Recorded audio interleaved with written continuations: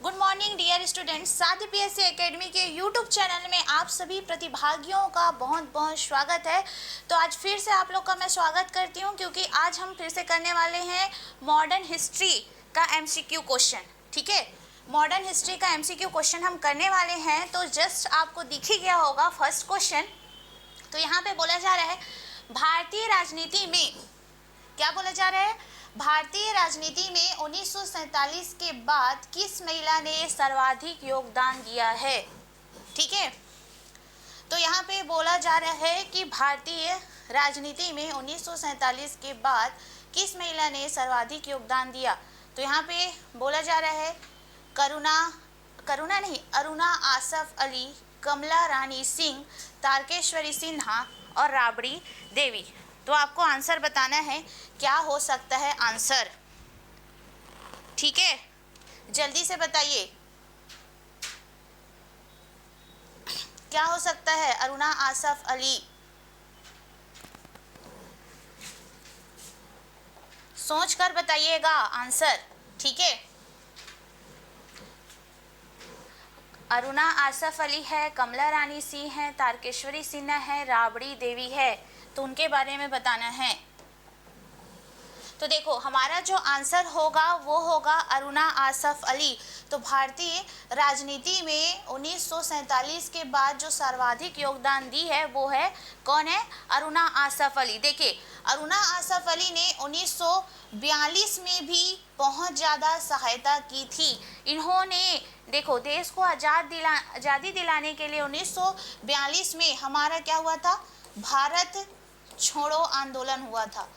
क्या हुआ था, भारत छोड़ो आंदोलन हुआ था। उसमें जो सक्रिय भागीदारी के रूप में जो सामने आती है वो थी अरुणा आसफ अली। इसने बाद में 1947 के बाद भी भारतीय राजनीति में अपना अमूल्य योगदान दिया। अगर हम अरुणा आसफ अली की बात करें, ठीक है, तो इनका जो जन्म होता है 16 जुलाई 1909 में कालका, पंजाब हरियाणा क्षेत्र में, पंजाब हरियाणा क्षेत्र में किसका जन्म होता है, अरुणा आसफ अली का जन्म होता है। इसने क्या महान कार्य किया था भारत छोड़ो आंदोलन के दौरान। तो भारत छोड़ो आंदोलन के दौरान इसने बम्बई के ग्वालियर टैंक मैदान में ध्वज लहराया था या झंडा फहराया था, बोल सकते हो। तो इसने क्या किया, 1947 के बाद भी भारतीय राजनीति में अपना सक्रिय योगदान दिया था, या दी थी। किसने दी थी, अरुणा आसफ अली ने दी थी। तो इस क्वेश्चन के अकॉर्डिंग हमारा जो आंसर होगा वो हो जाएगा अरुणा आसफ अली। ठीक है, तो चलते हैं अब हम नेक्स्ट क्वेश्चन में। नेक्स्ट क्वेश्चन का जवाब आप लोग जरूर दीजिएगा। नेक्स्ट क्वेश्चन, स्वतंत्र भारत का अंतिम गवर्नर जनरल कौन था। तो बताइए,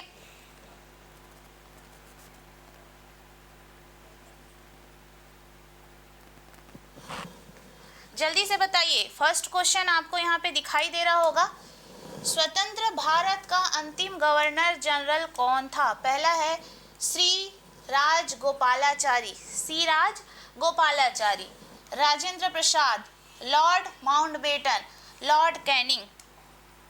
बताओ। तो स्वतंत्र भारत का जो अंतिम गवर्नर जनरल था वो था सी राजगोपालाचारी। कौन थे, सी राजगोपालाचारी।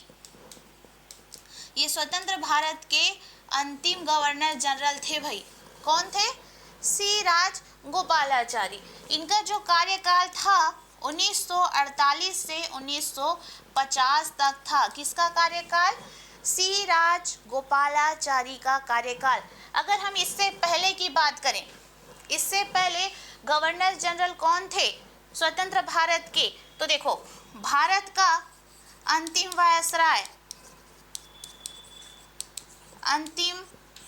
वायसराय की अगर हम बात करें तो अंतिम वायसराय थे लॉर्ड माउंटबेटन। ठीक है, और माउंटबेटन को ही स्वतंत्र भारत का प्रथम गवर्नर जनरल कहा जाता है। स्वतंत्र भारत का प्रथम गवर्नर जनरल कौन थे, माउंटबेटन ही थे। लेकिन हमको यहाँ पे क्या पूछा जा रहा है, हमको यहाँ पे ये क्वेश्चन पूछा गया है स्वतंत्र भारत का जो अंतिम गवर्नर जनरल कौन था, तो अंतिम गवर्नर जनरल था सी राज गोपालाचारी। ठीक है, कौन था जी, सी राज गोपालाचारी थे। और आपको ध्यान रखना है कि इनका जो कार्यकाल था, इनका जो टाइम पीरियड था, कब से लेके कब तक था, 1948 से 1950 तक था। तो ध्यान दीजिएगा, है ना। तो सभी बच्चे आंसर जरूर लगाएंगे कि स्वतंत्र भारत का जो अंतिम गवर्नर जनरल था वो था सी राज गोपालाचारी। नेक्स्ट क्वेश्चन, अब भारत छोड़ो क्विट इंडिया का नारा किसने दिया था, महात्मा गांधी ने दिया था कि जवाहरलाल नेहरू ने दिया था कि यूसुफ मेहर अली ने दिया था कि अरुणा आसफ अली ने दिया था, आपको बताना है। बताओ क्या हो सकता है हमारा आंसर, बताइए। भारत छोड़ो, छेड़ो नहीं है, ये छोड़ो है, ठीक है, तो छेड़ो मत पढ़ लेना आप लोग। अब यहाँ पर हम देख सकते हैं, या क्विट इंडिया भी आप लोग बोल सकते हो। तो यहाँ पे दिया गया है महात्मा गांधी, जवाहरलाल नेहरू, यूसुफ मेहर अली, अरुणा आसफ अली। तो आप जानते हैं कि 1942 के भारत छोड़ो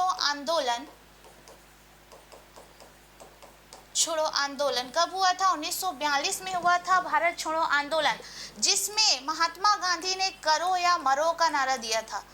करो या मरो का नारा किसने दिया था, महात्मा गांधी ने दिया था। और बम्बई के ग्वालियर टैंक मैदान से, कौन से मैदान से, बम्बई के ग्वालियर टैंक मैदान से, ग्वालियर टैंक मैदान से किसकी शुरुआत हुई थी, भारत छोड़ो आंदोलन की शुरुआत हुई थी। ठीक है, अगस्त प्रस्ताव का विरोध किया गया था और ये ऐसा आंदोलन था कि कुछ भी करके हमें स्वतंत्रता प्राप्त करनी है, मतलब करनी है। उसी दौरान महात्मा गांधी ने करो या मरो का नारा दिया था। लेकिन हमको यहाँ पे बोला गया है कि भारत छोड़ो आंदोलन का नारा किसने दिया था, तो आप लोग को महात्मा गांधी नहीं लगाना है, आप लोग को आंसर लगाना है जवाहरलाल नेहरू। ठीक है, जो हमारे क्या थे, प्रथम प्रधानमंत्री थे, ध्यान रखिएगा। और आधुनिक भारत के निर्माता के रूप में किसे जाना जाता है, जवाहरलाल नेहरू को जाना जाता है। इनको क्या कहा जाता है, आधुनिक भारत के निर्माता। आधुनिक भारत के निर्माता किसे कहा जाता है, जवाहरलाल नेहरू को कहा जाता है। ध्यान जरूर दीजिएगा, ऑनलाइन वाले कमेंट करो जी, ठीक है। और इनका जो टाइम पीरियड था प्रधानमंत्री का 1947 से 1964 तक था हमारे पंडित जवाहरलाल नेहरू जी का टाइम पीरियड।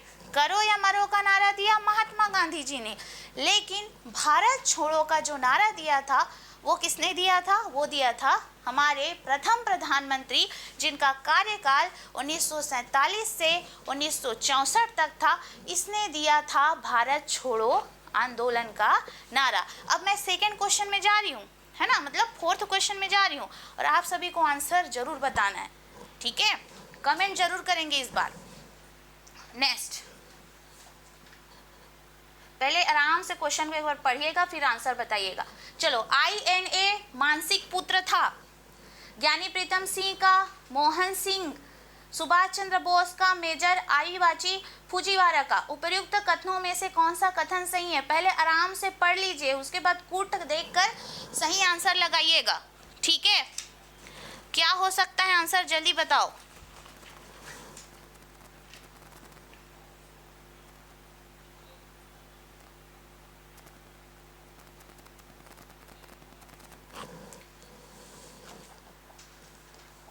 अब यहाँ पर हम देखेंगे ना, ज्ञानी प्रीतम सिंह, क्या जी, ज्ञानी प्रीतम सिंह एवं आईवाची फुजीवारा, ध्यान से सुनिएगा, फुजीवारा ने मिलकर ध्यान से सुनिएगा, किसका किसका नाम ले रही हूँ, ज्ञानी प्रीतम सिंह एवं आईवाची फुजीवारा ने मिलकर मोहन सिंह को मोहन सिंह को INA इंडियन नेशनल आर्मी, किसके लिए बात कर रही हूँ, इंडियन नेशनल आर्मी बनाने के लिए प्रेरित किया, बनाने के लिए प्रेरित किया। तो कब किया प्रेरित, 1941-42 में, तब इसने इंडियन नेशनल आर्मी की स्थापना की कैप्टन मोहन सिंह ने। लेकिन किसने प्रेरित किया है, ज्ञानी प्रीतम सिंह ने प्रेरित किया, मेजर आईवाची फुजीवारा ने प्रेरित किया, इसलिए इसको INA का मानसिक पुत्र कहलाते हैं इन लोग इतिहास में। ठीक है, ऐसा क्वेश्चन आपने कहीं नहीं देखा होगा, तो ध्यान दीजिएगा। INA का मानसिक पुत्र कहलाएंगे, फर्स्ट है हमारा, फर्स्ट अगर कथन की बात करते हैं तो ज्ञानी प्रीतम सिंह, और फोर्थ कथन की आप बात करेंगे तो मेजर आईवाची फुजीवारा। ठीक है, तो क्या हो जाएगा हमारा, ऑप्शन डी हमारा आंसर होगा। चलिए, इस क्वेश्चन को तो मैंने बता दिया है, लेकिन इसके बाद का आंसर आप लोग जरूर बताएंगे। ठीक है, और कैप्टन मोहन सिंह कौन थे, वो कौन से जिले से बिलोंग करते थे, कमेंट बॉक्स में कमेंट जरूर कीजिएगा। धीरे धीरे आप ऐसी नॉलेज बढ़ाते जाएंगे तो आपका जो नॉलेज है वो उभर कर सामने आता है। ठीक है, तो एक बार कमेंट करके जरूर बताइएगा। अब हम लोग चलेंगे नेक्स्ट क्वेश्चन में।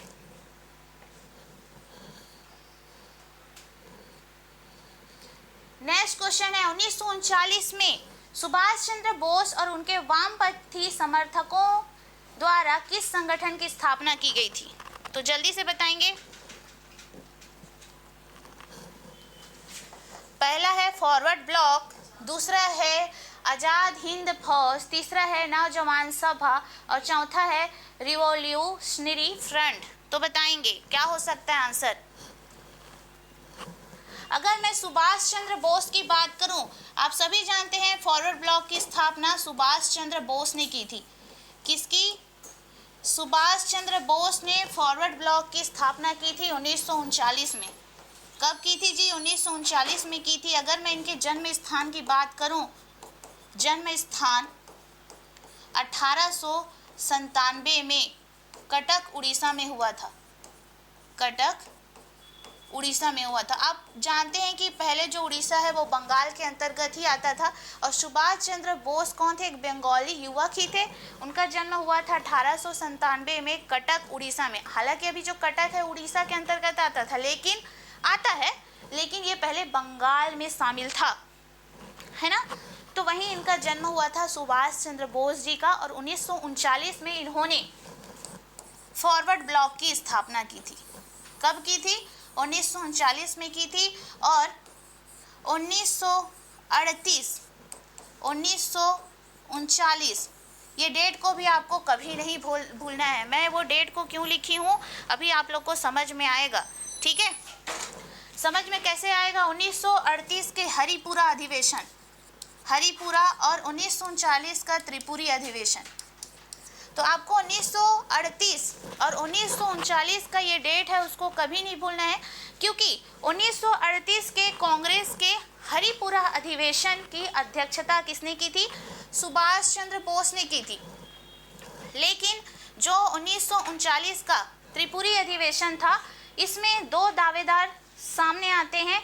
ठीक है, वो थे सुभाष चंद्र बोस और दूसरे व्यक्ति थे कौन, पट्टाभी सीतारामैया, जिसमें दोनों के बीच में जब चुनाव करवाया जाता है अध्यक्ष पद के लिए, कौन से अधिवेशन में, त्रिपुरी अधिवेशन में, तो इसमें जीत किसकी हासिल होती है, तो जीत हासिल होती है सुभाष चंद्र बोस को। लेकिन बाद में जो गांधी जी के तरफ से दावेदार व्यक्ति थे पट्टाभी सीतारामैया, तो हार जाते हैं, जिसकी वजह से गांधी जी को काफ़ी बुरा लगता है।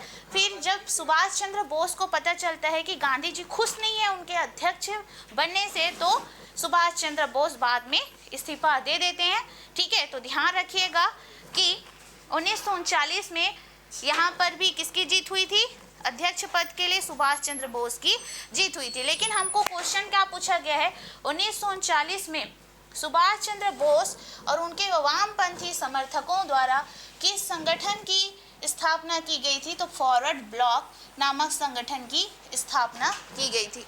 तो ध्यान रखिएगा, आंसर क्या हो जाएगा हमारा, फॉरवर्ड ब्लॉक हो जाएगा। इसके बाद जो मैं क्वेश्चन आप लोग से पूछने वाली हूँ उसको आप लोग बताइएगा नेक्स्ट क्वेश्चन क्या हो सकता है। नेक्स्ट क्वेश्चन, पाकिस्तान शब्द का प्रयोग सर्वप्रथम किसने किया है? ठीक है, पहला है मोहम्मद अली जिन्ना, चौधरी रहमत अली, सर सैयद अहमद खां, मोहम्मद इकबाल। पाकिस्तान शब्द को किसने गढ़ा है? तो आप लोग बताएंगे पाकिस्तान शब्द का प्रयोग किसने किया है? चलो बताओ। तो पाकिस्तान शब्द का प्रयोग एक पुस्तिका में 1933 में, ठीक है, एक पुस्तिका में 1933 में चौधरी रहमत अली ने किया था। रहमत अली ने किया था।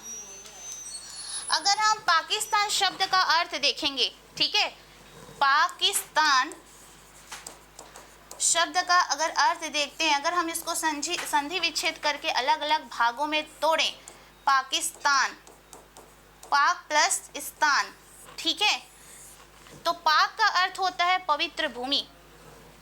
पाक का जो अर्थ होता है वो होता है पवित्र भूमि, ठीक है। तो आप लोग कमेंट करके बताइएगा स्थान का अर्थ क्या होता है, ठीक है।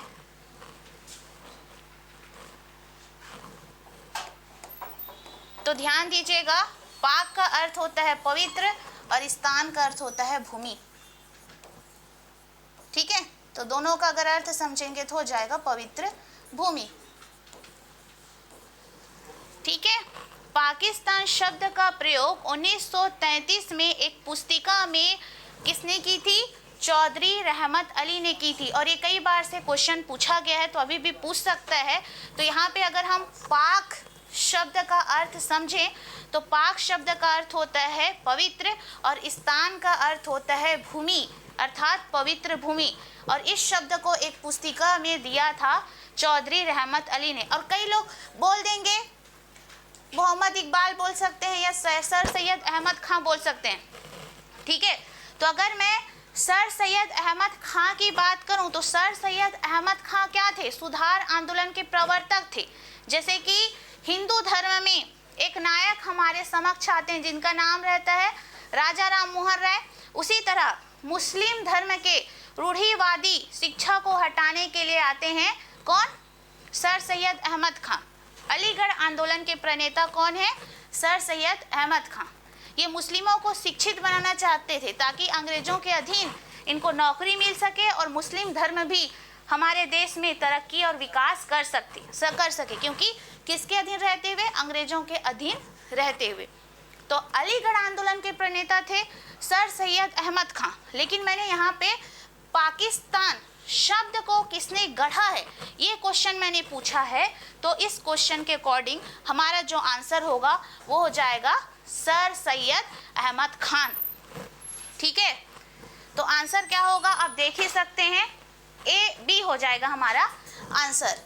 अब नेक्स्ट क्वेश्चन इसके बाद मैं पूछने वाली हूँ, उसका आंसर आप लोग जरूर बताएंगे, ठीक है। 7 नंबर, चलो।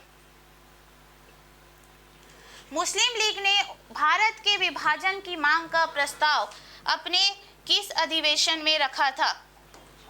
ठीक है, तो देखो मुस्लिम अधिवेशन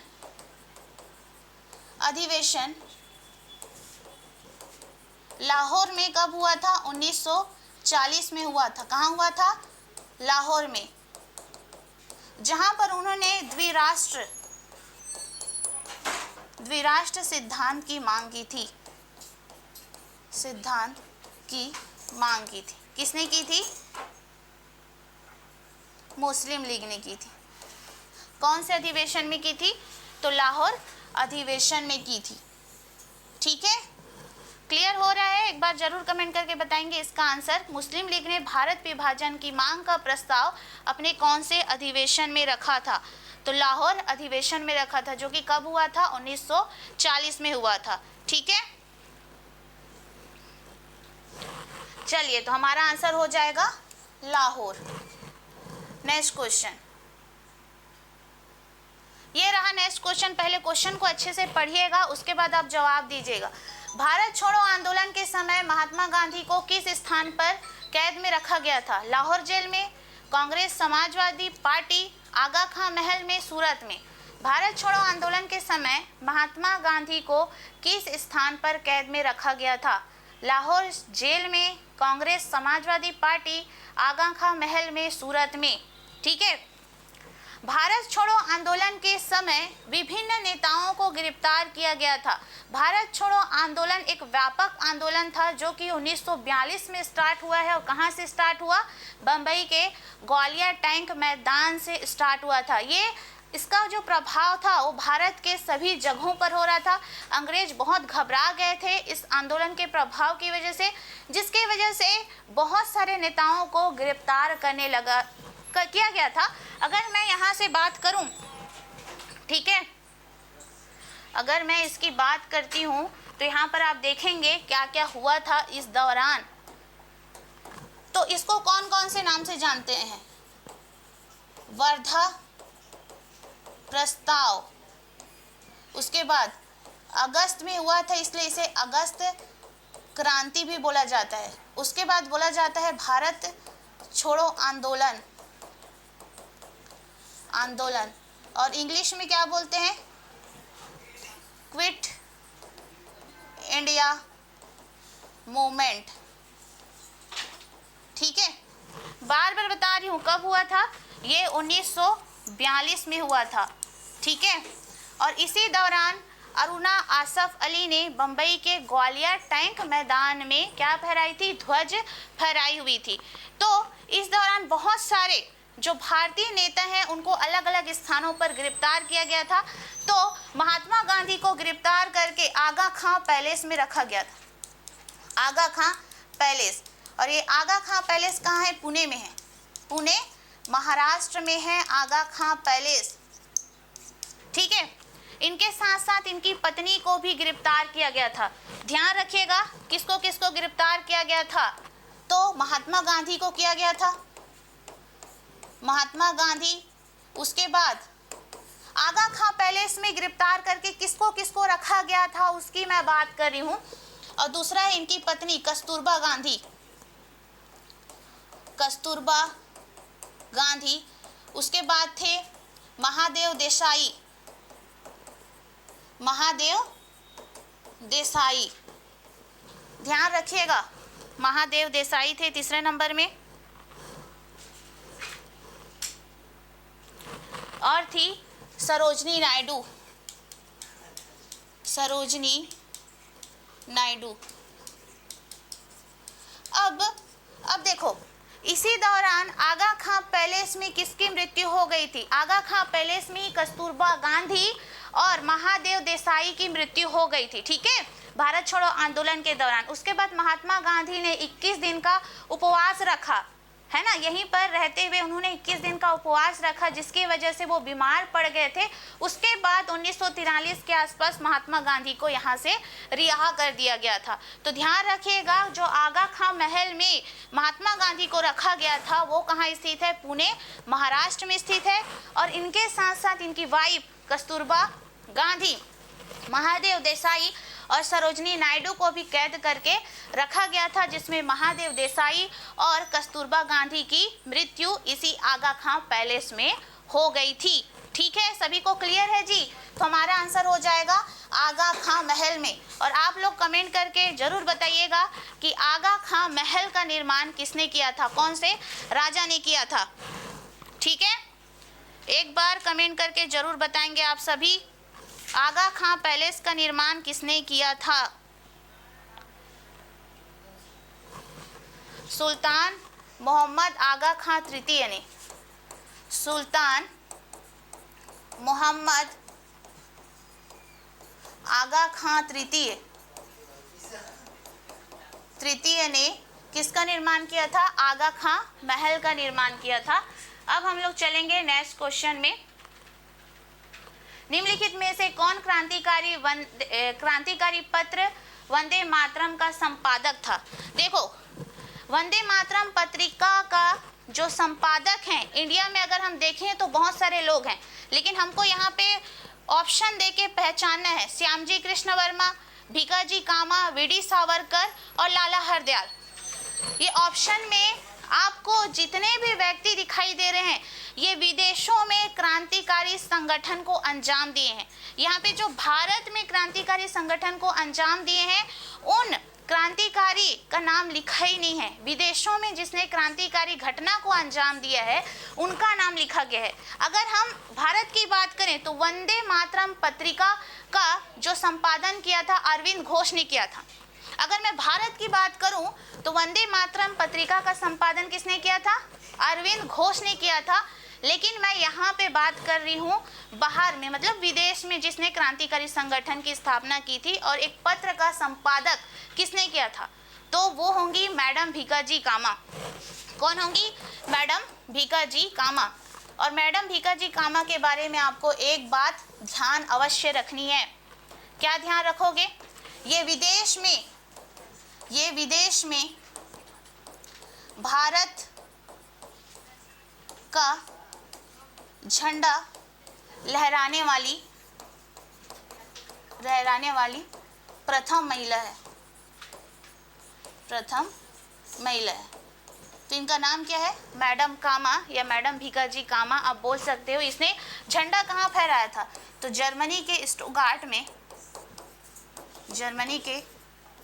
स्टुटगार्ट में भारत का झंडा लहराया था। और क्रांतिकारी पत्र वंदे मातरम की संपादक कौन थी? भीकाजी कामा थी। भीकाजी कामा। याद रखिएगा मैं विदेश की बात कर रही हूँ और जितने भी ऑप्शन में हैं, जितने भी व्यक्ति ऑप्शन में हैं सब विदेशों में क्या किए हैं? क्रांतिकारी संगठन को अंजाम दिए हैं या क्रांतिकारी गतिविधियों को अंजाम दिए हैं। लेकिन अगर मैं भारत की बात करूं तो वंदे मातरम पत्रिका को संचालन किसने किया था? अरविंद घोष ने किया था। लेकिन अभी हम बात कर रहे हैं विदेश के बारे में, ठीक है? क्योंकि ये जो व्यक्ति थे विदेश में गए हैं और विदेश में रहते हुए क्रांतिकारी संगठन या क्रांतिकारी गतिविधियों को अंजाम दिया है ना? तो ध्यान रखिएगा आंसर क्या हो जाएगा हमारा? भीकाजी कामा। उसके बाद हम चलेंगे नेक्स्ट क्वेश्चन में। तो नेक्स्ट क्वेश्चन क्या बोल रहे हैं उसको आप लोग ध्यान से देखेंगे। निम्नलिखित नेताओं में किसने क्रांतिकारी संगठन अभिनव भारत समाज की स्थापना की थी? तो आपको ध्यान देना है भगत सिंह, विनायक दामोदर सावरकर, वारिंद्र कुमार या पुलिन बिहारी। तो किसने की थी? अभिनव भारत सोसाइटी। ध्यान दीजिएगा, अभिनव भारत सोसाइटी। अभिनव भारत सोसाइटी। तो सबसे पहले हमको ध्यान देना है 1899 का मित्र मेला। 1899 का मित्र मेला। क्या ध्यान देंगे? 1899 का मित्र मेला, इसको स्थापित किया गया था नासिक महाराष्ट्र में। कहाँ किया गया था? नासिक महाराष्ट्र में। तो 1899 का मित्र मेला की स्थापना की थी वीडी सावरकर ने। किसने की थी? वीडी सावरकर एवं उसके भाई दामोदर सावरकर ने। उसके भाई दामोदर सावरकर ने की थी। देखो फिर आगे चलकर ये जो मित्र मेला नामक संगठन है उसको आगे चलकर इसका नाम चेंज कर दिया गया। उसी का नाम हो गया अभिनव भारत सोसाइटी। ठीक है, तो 1899 का जो मित्र मेला था उसके नाम को चेंज किया गया और रखा गया अभिनव भारत सोसाइटी, है ना। इनका उद्देश्य क्या था? इनका उद्देश्य था सशस्त्र विद्रोह के थ्रू क्या करना? क्रांतिकारी गतिविधियों को अंजाम देना और देश को आज़ादी दिलाना। कौन सी गतिविधि के थ्रू? तो सशस्त्र विद्रोह के थ्रू क्रांतिकारी घटना को अंजाम देना और देश को आज़ादी दिलाना इनका प्रमुख उद्देश्य था। तो ध्यान रखिएगा क्या हो जाएगा? विनायक दामोदर सावरकर, और उनका साथ दिया था उनके भाई गणेश दामोदर सावरकर ने। गणेश दामोदर सावरकर ने उनका साथ दिया। तो आंसर हो जाएगा हमारा ऑप्शन बी विनायक दामोदर सावरकर, या आप इनको वीडी सावरकर के नाम से भी जान सकते हो। ठीक है, तो अगले क्वेश्चन में चलते हैं, इसको आप लोग जरूर कमेंट करके बताइएगा। नेक्स्ट क्वेश्चन, निम्नलिखित में से किसका संबंध बिहार सोशलिस्ट पार्टी से था? तो आपको यहाँ पे ऑप्शन दिया गया है, पहला है जयप्रकाश नारायण, सत्यभक्त, एम.एन. रॉय और सुभाष चंद्र बोस।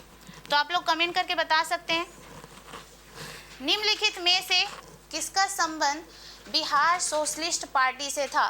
जयप्रकाश नारायण, सत्यभक्त, एम.एन. रॉय, सुभाष चंद्र बोस। निम्नलिखित में से किसका संबंध बिहार सोशलिस्ट पार्टी से है? तो देखो, इसका जो आंसर होगा हमारा हो जाएगा जयप्रकाश नारायण। ठीक है, एक बहुत ही राजनीति में सक्रिय भाग लेने वाले व्यक्ति थे, साथ ही साथ ये क्या थे, स्वतंत्रता सेनानी भी थे। तो बिहार में इन्होंने एक पार्टी की स्थापना की थी जिसका नाम था बिहार सोशलिस्ट पार्टी। साथ ही साथ इन्होंने भारत छोड़ो आंदोलन में भी अपना महत्वपूर्ण योगदान दिया था। ठीक है, तो आंसर हो जाएगा हमारा जयप्रकाश नारायण। इसके बाद हम देखते हैं नेक्स्ट क्वेश्चन। 1934 ईस्वी में कांग्रेस समाजवादी पार्टी का गठन किसके द्वारा किया गया था? तो ध्यान देंगे, नेक्स्ट क्वेश्चन, क्वेश्चन नंबर 12। तो क्वेश्चन नंबर 12 का आंसर हो जाएगा हमारा जयप्रकाश नारायण। ठीक है, नेक्स्ट क्वेश्चन की बात करते हैं हम। तो आंसर हो जाएगा जयप्रकाश नारायण एवं आचार्य नरेंद्र सेन ने 1934 में कांग्रेस समाजवादी पार्टी की स्थापना की थी। अगले क्वेश्चन की हम बात करते हैं। देखो, अब आ गया है आपके समक्ष नेक्स्ट क्वेश्चन, पूना समझौता का संबंध था दलित वर्ग से, एक मिनट पीछे हो गए हैं, दलित वर्ग से है भाई इसका संबंध। आंसर आपको चलो दिख ही गया है, तो कोई बात नहीं। तो पूना समझौता का संबंध था दलित वर्ग से। तो पूना समझौता कब हुआ था हम देख सकते हैं। पूना समझौता जो हुआ था 1932 में हुआ था। ठीक है, कहाँ हुआ था? पुणे के यरवदा जेल में हुआ था, यरवदा जेल में। किसके किसके बीच में हुआ था? बी.आर. अंबेडकर एवं महात्मा गांधी के बीच हुई थी।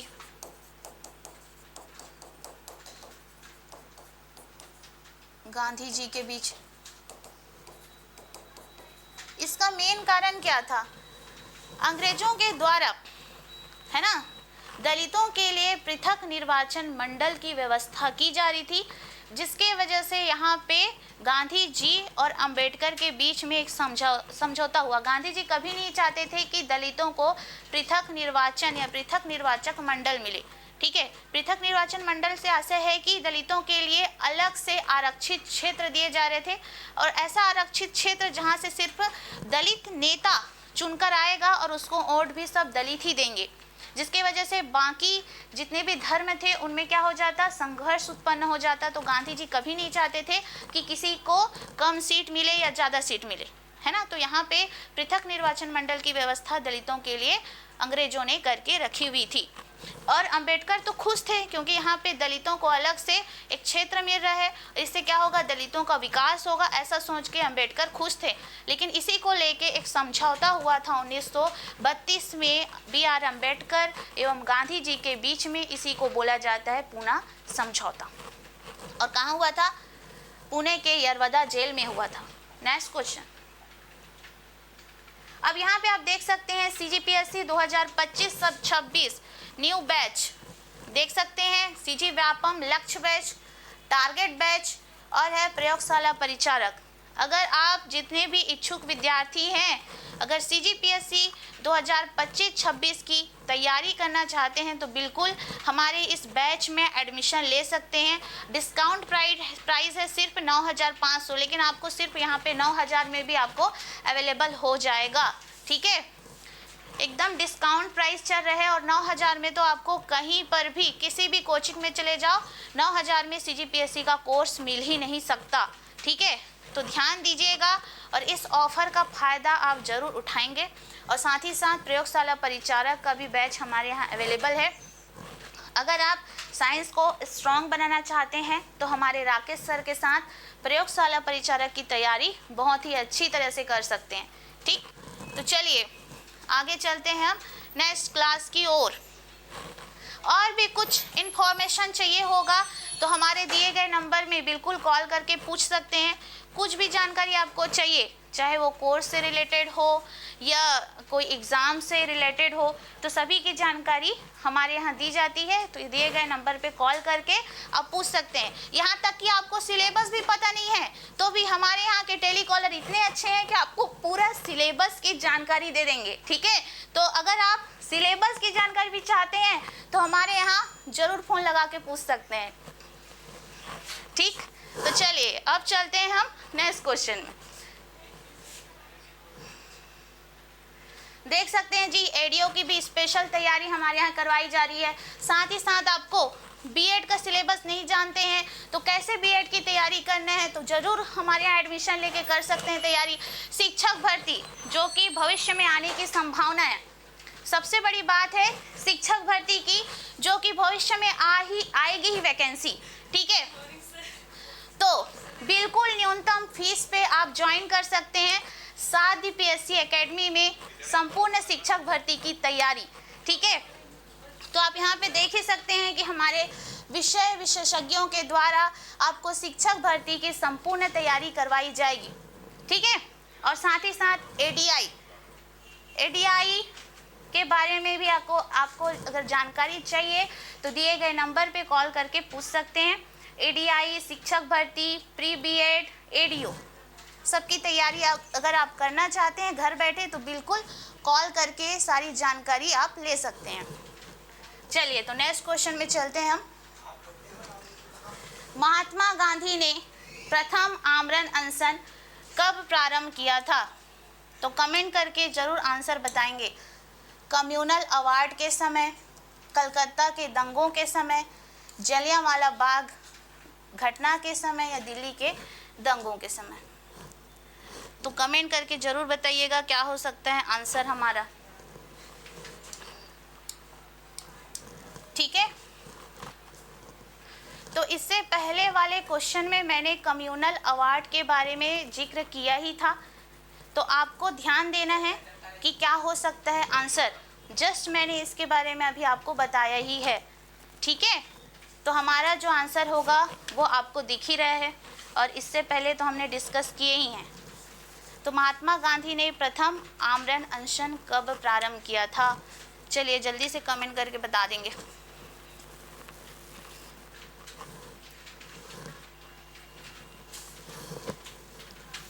तो हमारा आंसर हो जाएगा ऑप्शन ए। नेक्स्ट क्वेश्चन, किस वर्ष हिंदुस्तान रिपब्लिकन एसोसिएशन की स्थापना हुई थी? तो सबसे पहले आपको जानना है कि HRA क्या होता है। HRA जिसका फुल फॉर्म होता है हिंदुस्तान रिपब्लिकन एसोसिएशन, तो इसकी स्थापना की गई थी 1924 में। ठीक है, इसकी स्थापना कब की गई थी? 1924 में। और बाद में क्या होता है कि HRA बाद में कन्वर्ट होता है HSR में। HSR में ये आगे चल के कन्वर्ट होगा, लेकिन शुरुआत में इसका नाम रहता है हिंदुस्तान रिपब्लिकन एसोसिएशन, जिसकी स्थापना की थी राम प्रसाद बिस्मिल एवं राजेंद्र लाहिड़ी ने। ठीक है, लेकिन अगर हम HRA के सदस्यों की बात करें तो इसमें कौन कौन थे सदस्य HRA में? तो थे अशफाक उल्ला खां। कौन थे? अशफाक उल्ला खां। साथ ही साथ थे चंद्रशेखर आज़ाद।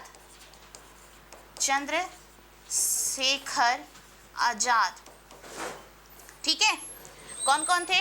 राजेंद्र लाहिड़ी, राम प्रसाद बिस्मिल, अशफाक उल्ला खां और थे चंद्रशेखर आज़ाद। लेकिन जो चंद्रशेखर आज़ाद रहते हैं बाद में गिरफ्तारी से बच जाते हैं, ये अंग्रेजों के हाथ नहीं आ पाते। ठीक है, बाद में जितने भी HRA के सदस्य रहते हैं वो अंग्रेजों के हाथ में आ जाते हैं, लेकिन ये ऐसे व्यक्ति रहते हैं चंद्रशेखर आज़ाद जो अंग्रेजों के हाथ कभी नहीं लगते।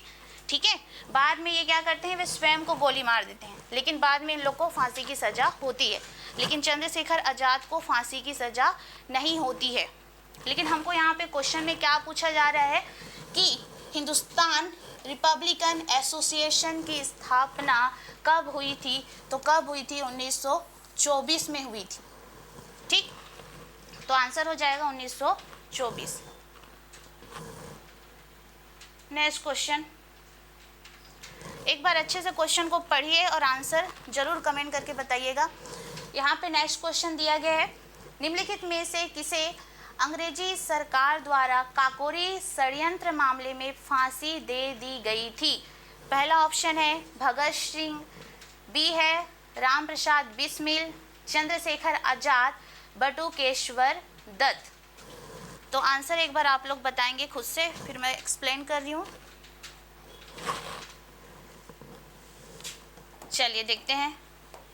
अब हम बात करें काकोरी षड्यंत्र केस, काकोरी षड्यंत्र केस।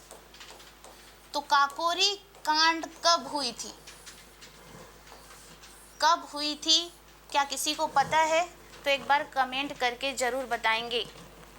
और इसमें ऐसा क्या हुआ था जिसकी वजह से बहुत सारे जो क्रांतिकारी थे उनको जेल में डाल दिया गया था। तो आपको पता होना चाहिए कि सहारनपुर से लखनऊ जा रही जो ट्रेन थी उसको क्रांतिकारियों ने लूट लिया था। ठीक है, अंग्रेजों का जो धन था उसको लूट लिया था। ये जो ट्रेन थी वो कहाँ जा रही थी, सहारनपुर से लखनऊ जा रही थी, है ना। और ये जो घटना का अंजाम दिया गया था 1925 में दिया गया था। तो कब दिया गया था, एक बार आप लोग मुझे कमेंट करके ज़रूर बताएंगे काकोरी कांड के बारे में। ठीक है, कब दिया गया था एक बार कमेंट करके ज़रूर बता दीजिएगा काकोरी कांड। तो ये जो घटना हुई थी वो हुई थी 1925 में। कब हुई थी, 1925 में हुई थी। सहारनपुर से लखनऊ जा रही ट्रेन को क्रांतिकारियों ने लूट लिया था। उनमें सबसे जो शामिल था HRA का जो सदस्य था वो था राम प्रसाद बिस्मिल, और इसको फांसी की सज़ा दी गई थी, फांसी की सज़ा सुनाई गई थी राम प्रसाद बिस्मिल को। लेकिन जो चंद्रशेखर आज़ाद था इसने स्वयं को गोली मारी थी, इसने स्वयं को गोली मारी थी अल्फ्रेड पार्क इलाहाबाद में। कहाँ मारी थी, अल्फ्रेड पार्क इलाहाबाद में। क्योंकि यहाँ पर इसने स्वयं को गोली इसलिए मारी थी क्योंकि यहाँ पे जितने भी अंग्रेज अधिकारी थे किसका पीछा कर रहे थे, चंद्रशेखर आज़ाद को पकड़ने के लिए इनका पीछा कर रहे थे। और चंद्रशेखर आज़ाद कभी नहीं चाहते थे कि वे अंग्रेजों के हाथ आए, इसलिए इसने इलाहाबाद के अल्फ्रेड पार्क में स्वयं को गोली मार ली थी, है ना। लेकिन HRA था शुरू में, लेकिन आगे चलकर HSRA की स्थापना किसने की थी, चंद्रशेखर आज़ाद ने ही की थी। तो ध्यान रखिएगा, काकोरी षड्यंत्र मामले में फांसी किसको दी गई थी, तो फांसी दी गई थी राम प्रसाद बिस्मिल को। तो एक बार अच्छे से फिर से पढ़ लीजिए, फिर आगे बढ़ेंगे हम।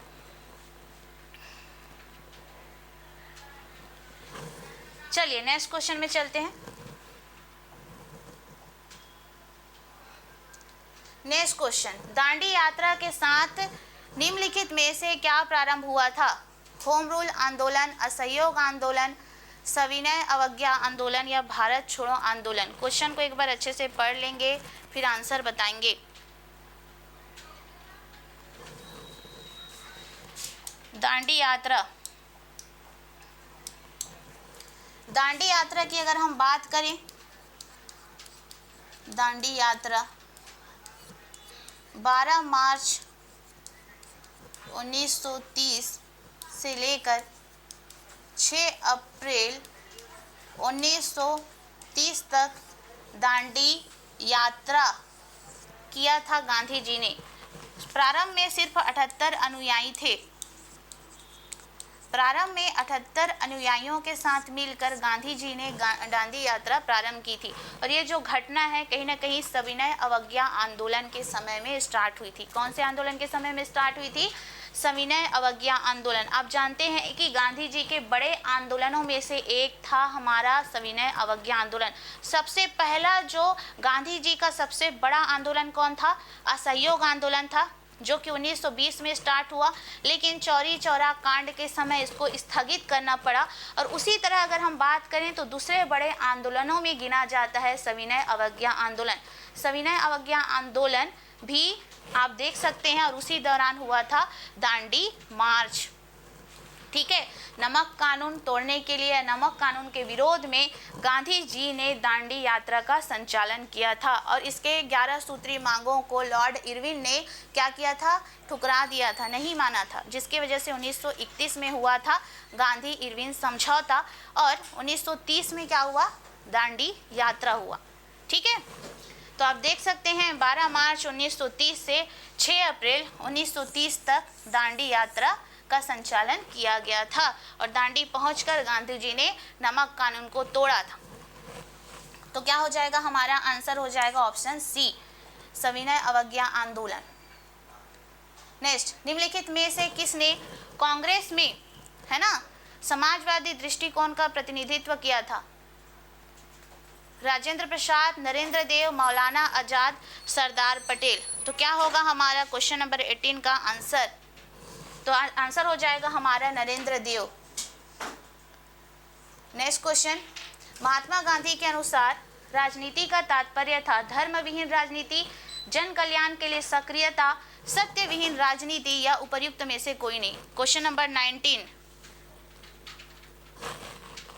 तो क्या हो जाएगा? महात्मा गांधी के अनुसार राजनीति का तात्पर्य क्या था? धर्म विहीन राजनीति, जन कल्याण के लिए सक्रियता, या सत्य विहीन राजनीति, या उपर्युक्त में से कोई नहीं। ठीक है, तो हमारा आंसर हो जाएगा जन कल्याण के लिए सक्रियता।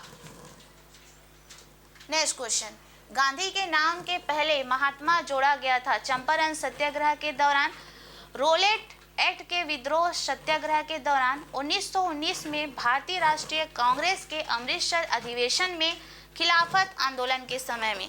क्या हो सकता है आंसर? जल्दी से कमेंट करके बताएंगे। चंपारण के दौरान। ठीक है, चंपारण सत्याग्रह के दौरान गांधी जी को महात्मा की उपाधि दी गई थी।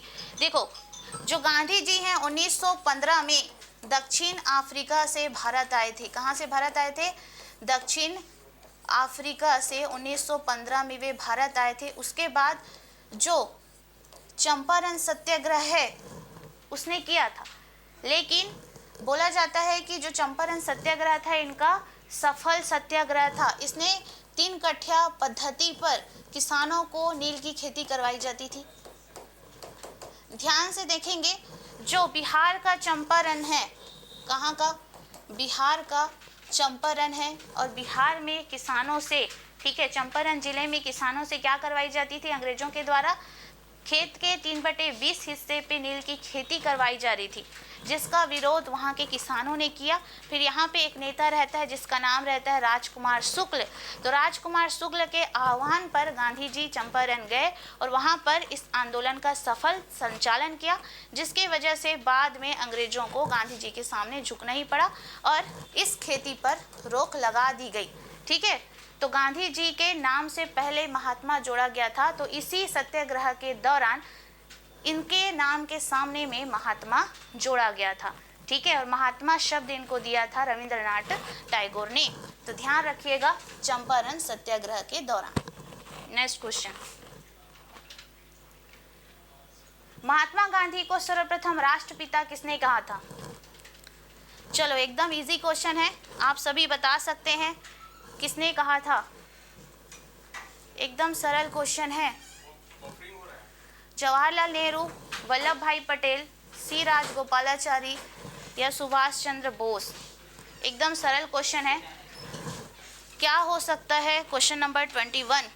तो आंसर हो जाएगा हमारा ऑप्शन डी, सुभाष चंद्र बोस। ठीक है, देख सकते हैं 21। तो आंसर हो जाएगा जी हमारा सुभाष चंद्र बोस।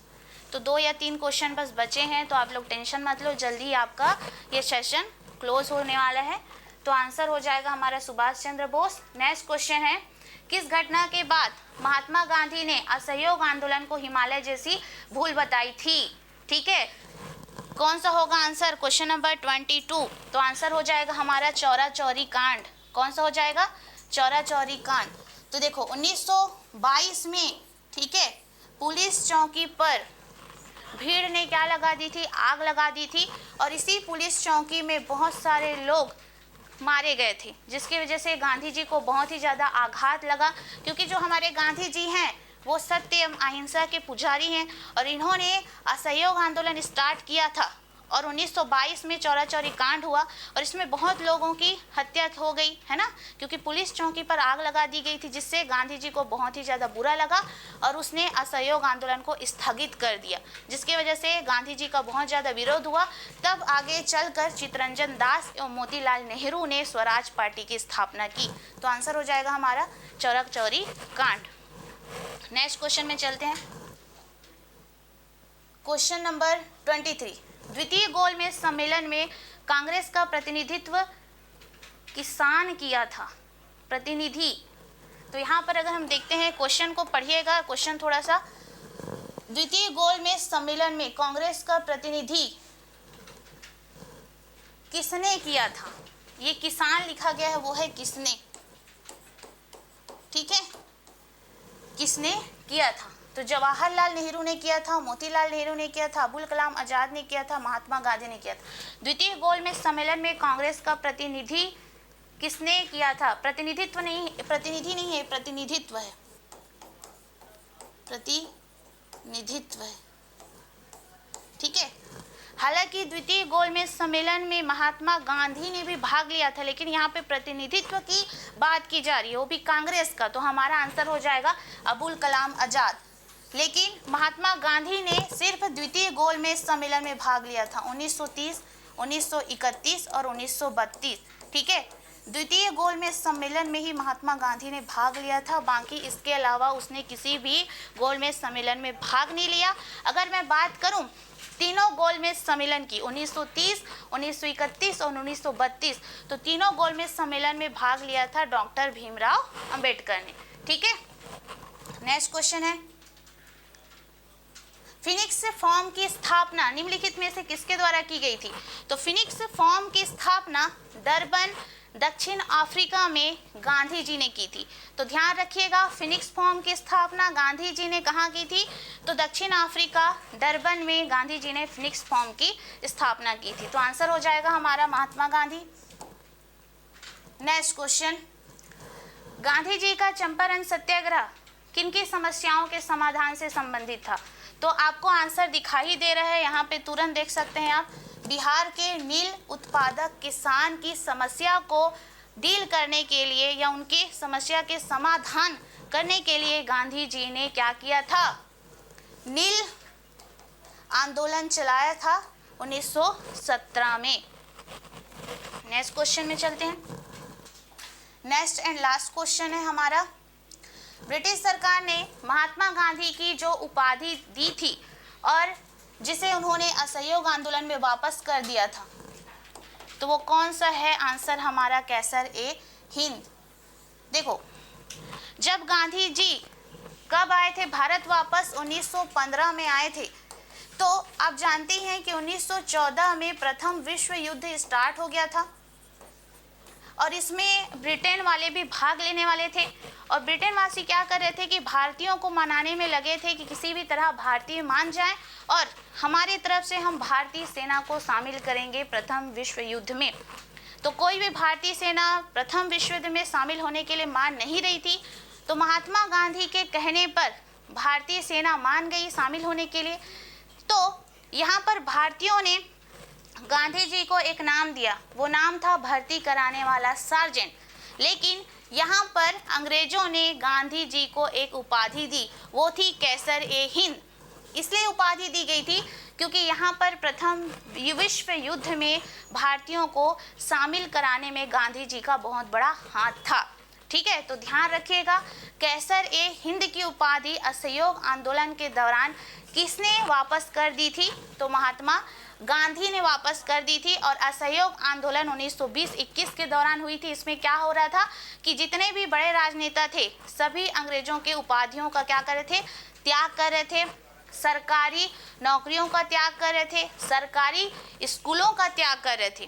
ठीक है, तो कहीं ना कहीं एक बड़े विद्रोह के रूप में सामने आता है असहयोग आंदोलन। लेकिन 1922 का जो चौरा चौरी कांड होता है उसमें इस आंदोलन को स्थगित कर दिया जाता है। ठीक है, तो सुनिएगा, ये हमारा लास्ट क्वेश्चन है और ध्यान दीजिएगा कि सीजी पुलिस के लिए स्पेशल टेस्ट सीरीज हमारे एकेडमी में संचालित की जा रही है। तो जो भी इच्छुक बच्चे होंगे तो बिल्कुल दिए गए नंबर पे कॉल करके सारी जानकारी ले सकते हैं। तो आज की क्लास हम यहीं तक रखते हैं। सभी को थैंक यू। ठीक है, नेक्स्ट क्लास में हम आपसे फिर से मिलेंगे। Thank you.